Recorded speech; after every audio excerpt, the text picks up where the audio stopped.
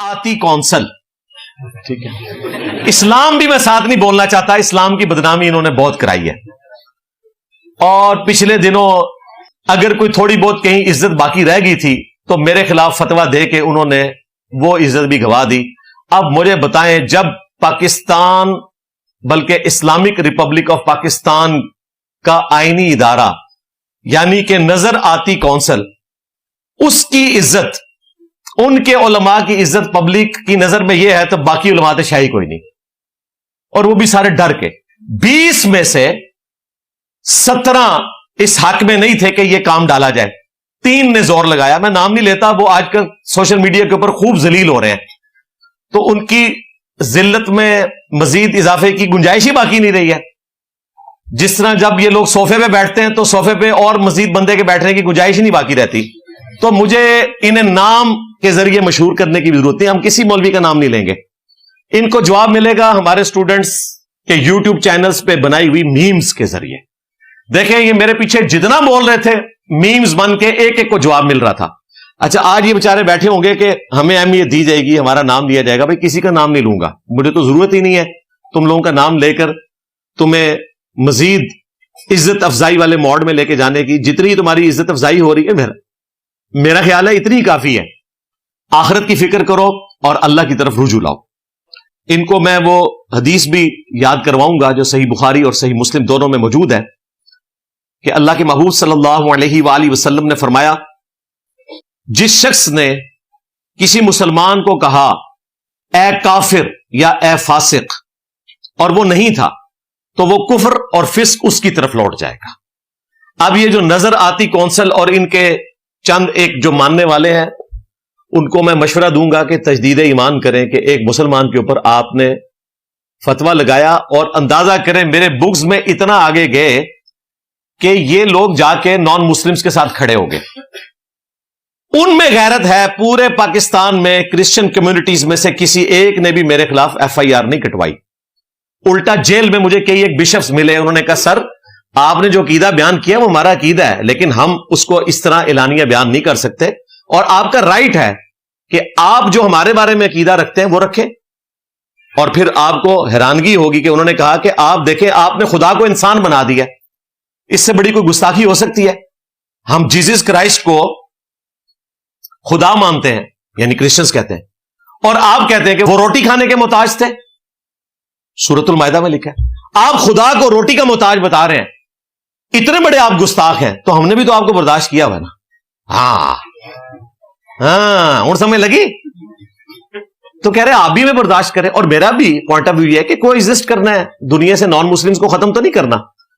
جب کبھی non Muslims پہ خصوصاً کرسچنز کے اوپر, ہندوؤں کے اوپر, ایون قادیانیوں کے اوپر برا وقت آتا ہے پرسیکیوشن کے پوائنٹ آف ویو سے, میں ان کے ساتھ کھڑا ہوتا ہوں. عقیدے کا اختلاف اپنی جگہ رہے گا, پرسیکیوشن کی اجازت نہیں. یہ پاکستان ایک ڈیموکریٹک کنٹری ہے.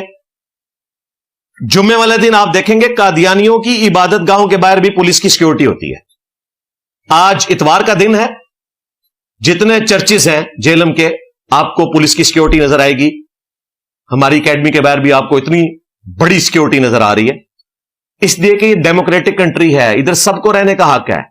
یہ نہیں ہو سکتا کہ ایک مکتبہ فکر کے جی ہماری بدماشی چلے گی. تمہاری بدماشی تو دیکھ لی ہے نا. یہ وہ لوگ تھے کہ جنہوں نے ریاست کو آگے لگایا ہوا تھا, اور ریاست کے گناہوں کی سزا تھے یہ لوگ.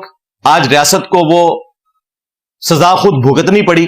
الٹیمیٹلی یہ لوگ اپنے انجام کو پہنچے. ہم تو شروع سے ان کو سمجھا رہے تھے کہ بھائی ان لوگوں کا کچھ کرو, لیکن آپ دیکھیں جب معاملہ اتنا بگڑتا ہے پھر اس کو سنبھالنے کے لیے کتنی ایفرٹ پٹ کرنی پڑتی ہے.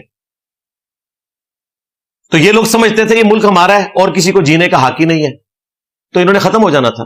مجھے بھی کتنے لوگ کہتے تھے جناب پروٹیسٹ کروائیں, میں نے اسٹرکٹلی منع کیا کہ کوئی بھی آپ نے پروٹیسٹ نہیں کرنا.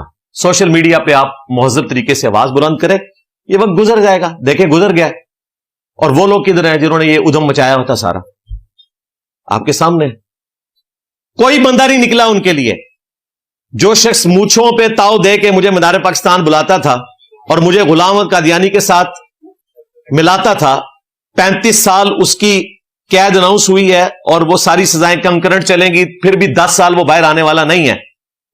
اس کے لیے کوئی نکلا ہے؟ ایک شیشہ بھی کوئی ٹوٹا ہے اس کے حق میں؟ کوئی روڈ بلاک ہوئی ہے؟ کچھ بھی نہیں. اور ہمارے اسٹوڈنٹس کو اشتعال دلا رہے تھے کہ جی یہ ملینز کی تعداد میں ہے, کیوں نہیں نکلے, جا کے چھڑا کے لے آتے. ایک گیا تھا مرد مجاہد حافظ طاہر ایوبی, چھڑا کے لے آئے. ہاں, باقیوں کے جانے کی ضرورت ہی نہیں. ہم نے علمی طریقے سے اپنا مقدمہ لڑنا تھا. اور یہ باہر جو لوگ ہمارے وکیل صاحب کو کرٹیسائز کر رہے تھے اپنے ذام میں اخلاص سے کر رہے ہوں گے, لیکن انہیں نہیں پتا تھا کہ یہ صورتحال کتنی گھبیر تھی.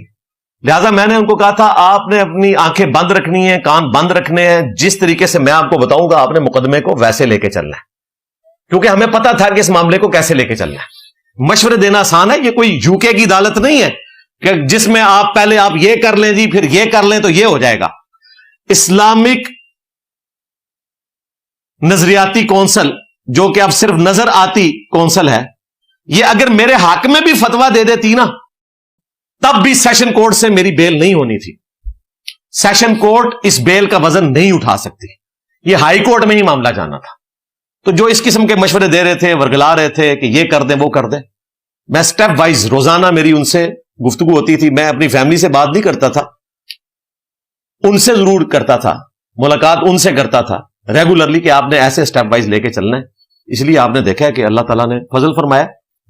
اور چلے اس شر میں سے خیر یہ بھی نکلا ہے, جو لوگ کبھی مجھے کہتے تھے یہ فلاں کا ایجنٹ ہے, اسے اسٹیبلشمنٹ نے لانچ کیا ہے, اسے یہود و نصارہ نے لانچ کیا ہوا ہے, یہ پی ٹی آئی کا بندہ ہے, یہ نون لیگ کا بندہ ہے. اب آپ کو پتا چل گیا کہ میں کس کا بندہ ہوں. میں اس اللہ کا بندہ ہوں کہ جس نے ہماری ہدایت کے لیے اس شخص کو بھیجا کہ جس کی قبر مدینے میں صلی اللہ علیہ وآلہ وسلم, اور جس نے ان کے ساتھ غداری کی ان سے بدلہ لینے کے لیے اللہ نے اس پلیٹ فارم کو اٹھایا. یعنی کہ میرے نبی سا ہے ہی کوئی نہیں, تیرے بابے تھے شاہی کوئی نہیں.